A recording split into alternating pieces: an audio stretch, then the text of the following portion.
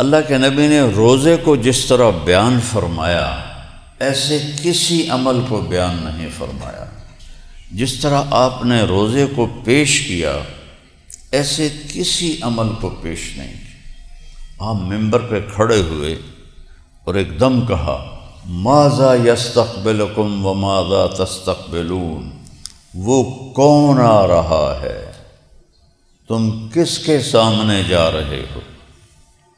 تو وہ سارے پیچھے دیکھنے لگے، ادھر دیکھنے لگے، وہاں تو کچھ بھی نہیں تھا۔ پھر آپ نے کہا ماذا یستقبلکم وماذا تستقبلون، وہ کون آ رہا ہے، تم کس کے سامنے جا رہے ہو؟ پھر سب نے نظریں گھمائیں، کچھ بھی نظر نہیں آیا۔ پھر تیسری دفعہ پھر آپ نے فرمایا ماذا یستقبلکم وماذا تستقبلون، کون آ رہا ہے، کس کے سامنے جا رہے ہو؟ تو حضرت عمر رضی اللہ عنہ کھڑے ہو گئے، یا رسول اللہ عدو حضر، کوئی دشمن آ گیا ہے جو آپ کو اللہ نے دکھا دیا ہے کہ وہ حملہ کے لیے آ رہا ہے تو ہم تیاری کریں؟ آپ نے فرمایا نہیں۔ تو پھر وہ کہنے لگے اوحی نزل، کیا وحی آئی ہے؟ آپ نے کہا نہیں۔ تو حضرت عمر نے پوچھا پھر کون آ رہا ہے؟ تو آپ نے فرمایا قد جاءکم رمضان، رمضان کا مہینہ آ گیا ہے۔ اس خوبصورتی کے ساتھ اور اتنی اس کی عظمت کو بڑھا کے جیسے آپ نے روزے کو بیان کیا، اتنا کسی عمل کو نہیں بیان کیا۔ تو پہلی امتوں پر بھی روزے فرض تھے، تو انہوں نے دین میں تحریف کی، وہ کبھی گرمی میں آتا تھا کبھی سردی میں آتا تھا، تو انہوں نے گرمی کے روزے سٹاپ کر دیے اور سردی میں فکس کر دیے اور 10 دن بڑھا دیے کہ یہ ہم نے وہ جو ہم نے تبدیلی کی ہے اس کے بدلے میں ہم 10 روزے اور رکھیں گے۔ وہ 40 روزے رکھتے تھے، اور ان کا روزہ تھا افطاری سے افطاری، سحری کوئی نہیں تھی، جو افطاری میں کھا لیا اور پھر کل افطاری۔ ان پہ تراویح کی نماز کوئی نہیں تھی کہ وہ اپنی کتاب کے حافظ نہیں تھے۔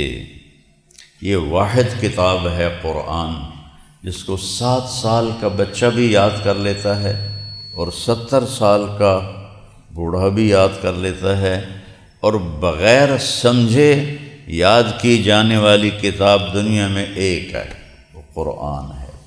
ہمارے بچوں کو تو کچھ پتہ نہیں ہوتا وہ کیا پڑھ رہے ہیں، آج کے عرب بچوں کو بھی کچھ پتہ نہیں ہوتا، چونکہ ان کے ہاں سے وہ جو اصل عربی ہے وہ مٹ گئی ہے۔ تو ایک ایسی کتاب جو 30 پارے ہیں اور 6000 سے اوپر اس کی آیات ہیں، ان کو اس طرح یاد کرنا کہ زیر زبر کی غلطی نہ آئے۔ اور رائمنڈ میں جب میں پڑھتا تھا تو حفظ کا بھی شعبہ تھا، تو جو بچہ حافظ ہو جاتا تھا اس کا یہ امتحان ہوتا تھا کہ 1 دن میں پورا قرآن سنائے گا اور کوئی غلطی نہیں آئے گی، پھر اس کو حفظ کی سند ملتی تھی۔ اگر وہ 1 دن میں نہ پورا کر سکا یا 1 دن میں پورا کیا، ایک غلطی بھی آ گئی تو اس کو سند نہیں ملتی تھی۔ اس طرح سنائے کہ پورے قرآن میں ایک غلطی زیر زبر کی نہ ہو، یہ صرف قرآن ہے۔ قرآن کے علاوہ دنیا میں کوئی کتاب ایسی نہیں جو اس طرح یاد کی جائے، بغیر سمجھے یاد کی جائے، کسی لفظ کے مطلب کا پتہ ہی کوئی نہیں ہے، اور وہ اس کو یاد کر رہا ہے۔ تو پہلی امتیں اپنی کتاب کی حافظ نہیں ہوتی تھیں، لہذا ان میں تراویح کی نماز ہو ہی نہیں سکتی تھی۔ صرف نبی کو کتاب یاد ہوتی تھی، باقی کسی کو یاد نہیں ہوتی تھی۔ اور ہمارا بچہ بھی حافظ، بوڑھا بھی حافظ، سندھی بھی، پنجابی بھی، پٹھان بھی، بلوچ بھی، سب اللہ نے وَلَقَدْ يَسَّرْنَا الْقُرْآنَ لِلذِّكْرِ فَهَلْ مِن مُدَّكِرٍ، اس کے دو مطلب ہیں کہ ہم نے قرآن کو آسان کر دیا، کوئی یاد کرنا چاہے آسان کر دیا، ہم نے قرآن کو نصیحت کے لیے آسان کر دیا، کوئی اس سے نصیحت لینا چاہے تو بالکل آسان ہے، مشکل نہیں ہے۔ تو ہمیں رات کو تراویح کی نماز ملی اور ہمیں سحری اور افطاری ملی۔ شروع میں 3 روزے 2 ہجری میں روزہ فرض ہوا شعبان کے بعد، تو روزہ ایسے ہی فرض ہوا جیسے بنی اسرائیل پر تھا، افطاری سے افطاری۔ اور روزہ کیسے شروع ہوتا تھا؟ افطاری کھا کے اگر آنکھ لگ گئی 1 منٹ کے لیے تو اگلا روزہ شروع ہو جاتا تھا۔ تو ایک صحابی ہیں قیس بن سرمہ رضی اللہ تعالیٰ عنہ، یہ اونٹ چراتے تھے، تو کافی مشقت کا کام ہے، تو اونٹ چرا کے واپس آئے تو بیوی سے پوچھا کوئی افطاری کا سامان ہے گھر میں؟ کہنے لگے کچھ بھی نہیں ہے، تم بیٹھو میں پڑوسیوں سے کچھ مانگ کے آتی ہوں۔ تو وہ اس کے لیے گئیں کہ کوئی میں اپنے خامند کے لیے افطاری اور اپنے لیے سامان لے کر آؤں۔ وہ لیٹے اور تھکے ہوئے تھے، نیند آ گئی، ادھر ان کی بیگم تھوڑا سا لیٹ ہو گئیں، سورج غروب ہو گیا، افطاریاں ہو گئیں۔ جب وہ اندر آئے تو کہنے لگی ہلکت جب ابن سرمہ، سرمہ کے بیٹے تو مارا گیا۔ تو ان کی آنکھ کھلی، کیا ہوا؟ کہا اگلا روزہ شروع ہو گیا۔ اب سارا دن وہ ہماری طرح تو نہیں پیزے کھا کے سحری کرتے تھے، تو کھجور کھا کے سحری ہوتی تھی، یا جو کی خشک روٹی لی اور سحری ہو گئی۔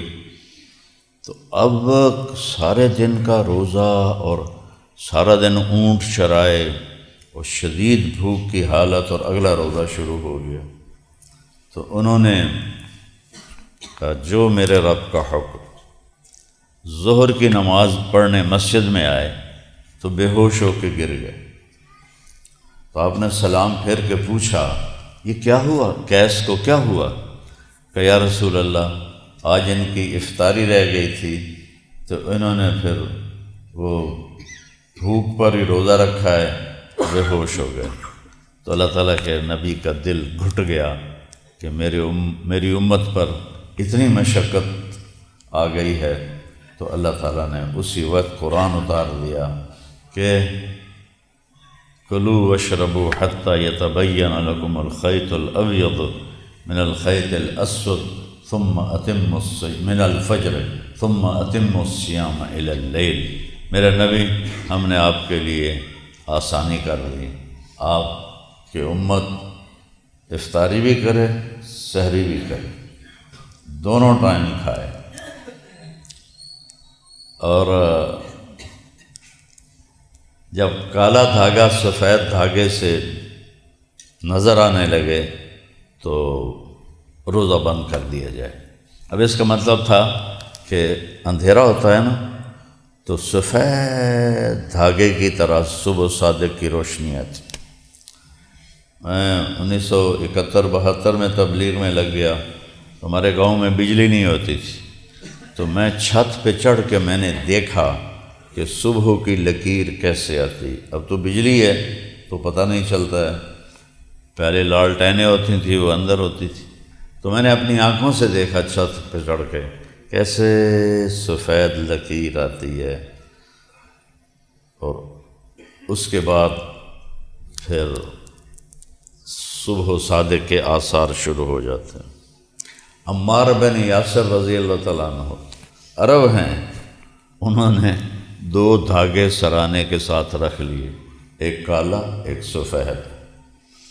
تو چراغ میں تھوڑی سی روشنی ہوتی تھی تو وہ ادھر دیکھیں اور کھاتے رہیں، ادھر دیکھیں اور کھاتے رہیں، ہوتا چٹا کالا دیر نال ہی پتہ لگنا ہے، ایڈی ساری موم بتی کی پتہ لگنا ہے۔ تو انہیں رج کے کھا لیا۔ تو پھر آ کے اللہ کے نبی سے کہا یا رسول اللہ میں نے تو 2 دھاگے رکھے تھے سفید بھی، حتی یتبین لکم الخیط الابیض من الخیط الاسود، خیط الاسود ہے رات اور خیط الابیض ہے صبح صادق کی لکیر، وہ آپ شہر میں رہتے ہیں کبھی نہیں دیکھ سکتے، یہ ان گاؤں والے دیکھ سکتے ہیں جہاں بجلی نہیں ہے۔ تو اللہ نے مجھے دکھائی وہ 72 73 74۔ تو کہنے لگے آپ نے فرمایا عمار تیرا روزہ تو پھر بڑا مزے کا ہو گیا، تجھے تو بڑی لمبی چھٹی مل گئی۔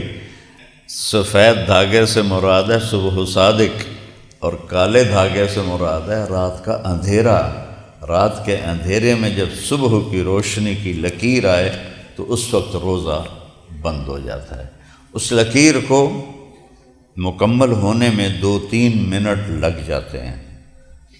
تو اللہ تعالیٰ نے اس امت کے لیے آسانی فرمائی اور ان کے روزے کو صرف کھانے کا ٹائم بدلا ہے اللہ تعالیٰ نے، صبح بھی کھانا